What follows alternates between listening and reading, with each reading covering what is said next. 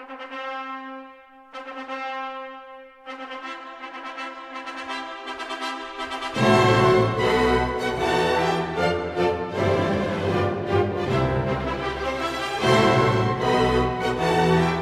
everyone, welcome back. I am bringing you August's cards, tags, and more kit, and with it, my first project of the month. We have a little pale brown chalk ink, some wicker hearts, a pack of Prima flowers, a gatefold card blank with an envelope, and a little sheet for some card ideas. And then we have the Belle Fleur line from Craft Consortium. There's the 6x6 pad, the stamp set, rub-ons, the trims, and the little enamel dots.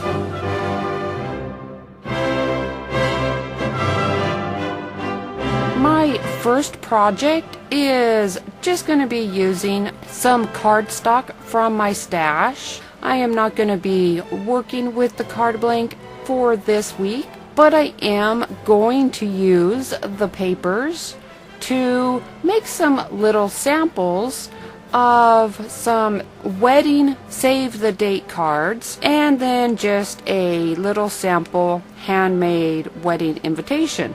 For my printing, I used some staples along the edges and just some, it's not masking tape, it's artist's tape, just to hold the paper, the 6x6 papers in place on just a regular 8.5 by 11 sheet of printer paper.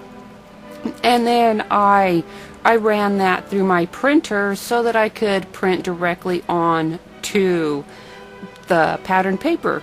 Alright, the measurements for the piece of the save the date card that I had printed on is 2 7/8 inches tall and just 4 1/8 inches across. And then my cardstock that I'm using to back it is 5.5 inches tall and 4 1/4 inches across. And then I just use the back side of that pattern paper and fill in above the part that I had printed on. I more or less just have it trimmed down so that there's about a 1/16 of an inch around all sides of the pattern paper.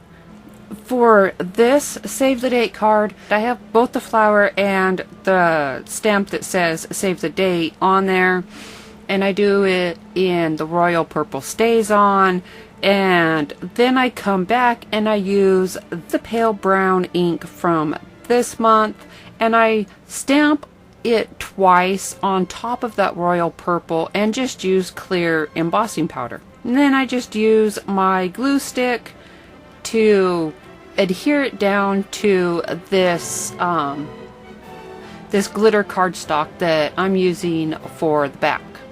I had started with using my Scotch ATG, and then I realized that it probably wouldn't stick very well to that glitter cardstock by itself, so I used that in conjunction with my Yoo-hoo stick just to make sure that everything stays put.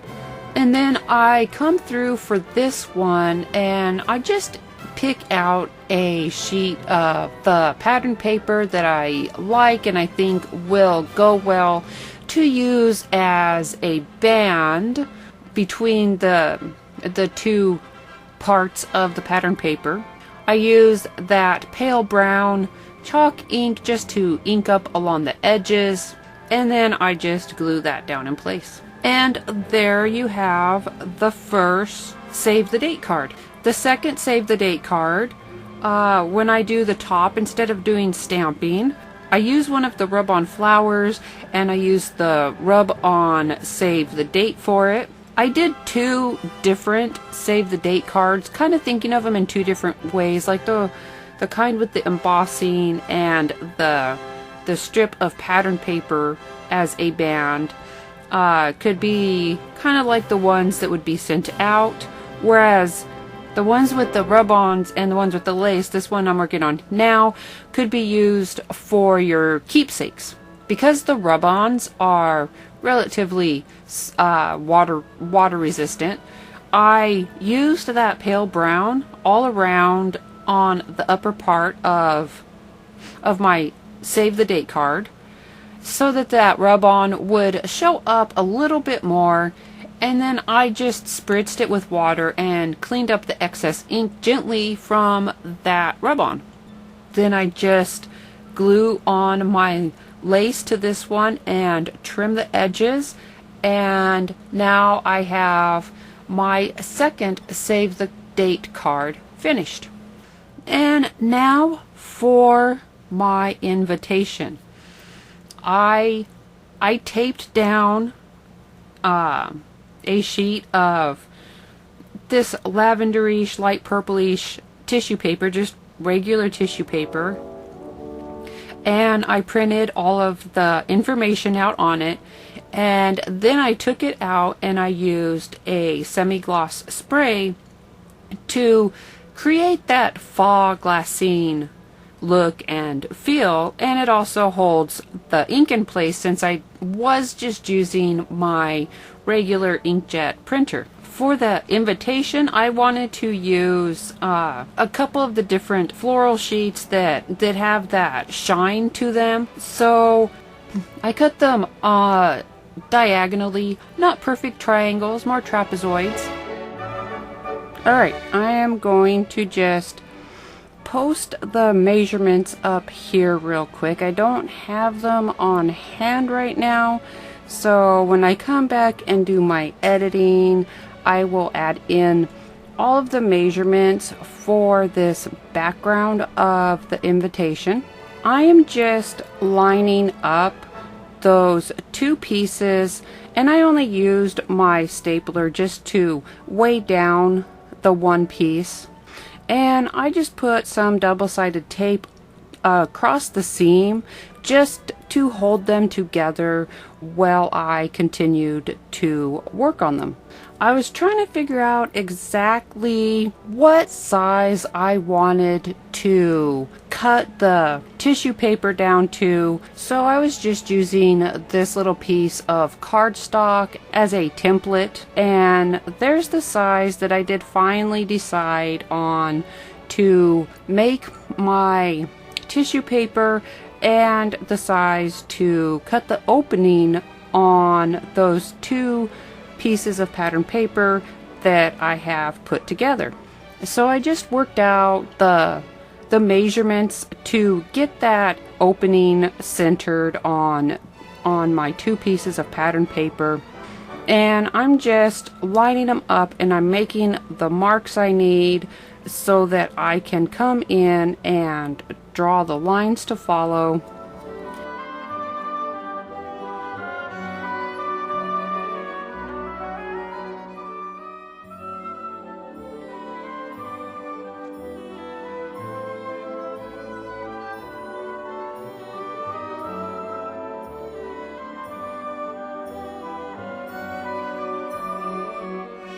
And then I just use a little cutting mat and my craft knife with my metal ruler to carefully cut out that center where my tissue paper with all of the details is going to be put.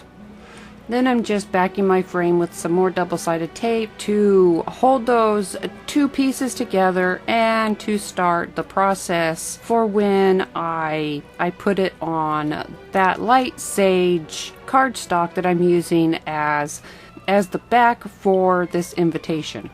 I'm just clipping my tissue paper in place to protect it while I do the rest of the work so it doesn't get wrinkled, and I'm just going to set it off to the side and finish up the background before I come back and add that tissue paper in.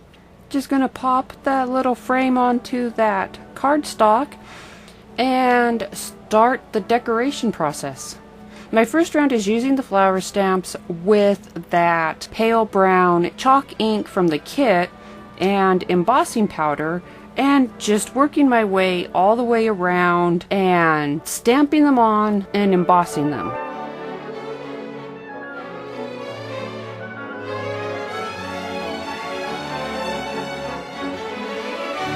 After I've made it all the way around with just the pale brown chalk ink, I come back and I use the same royal purple StazOn as a base stamp, and then come back and add another stamping of the pale brown like I did on the first Save the Date card, except I only do one layer of pale brown and embossing on this invitation.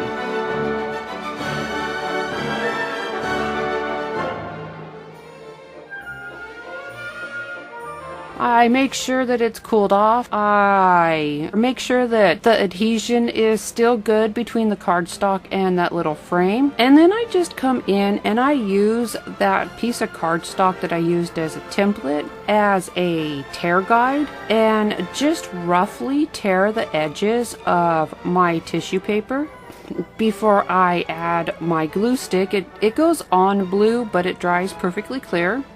I make sure that it is nice and smooth, and then I decided to take it over and I very, very carefully put a single line of stitching around the tissue paper. I now have a couple of different Save the Date cards and a sample wedding invitation made using the papers from this month's kit and just some plain cardstock from my stash. I hope that you enjoyed this project and it gave you some ideas of what can be made using this month's cards, tags, and more kit. Don't forget to subscribe to the channel, turn on notifications if you haven't already, so you can always be kept up to date when new videos are posted. Give us a thumbs up and feel free to share this video. Thank you, and I will see you again next week.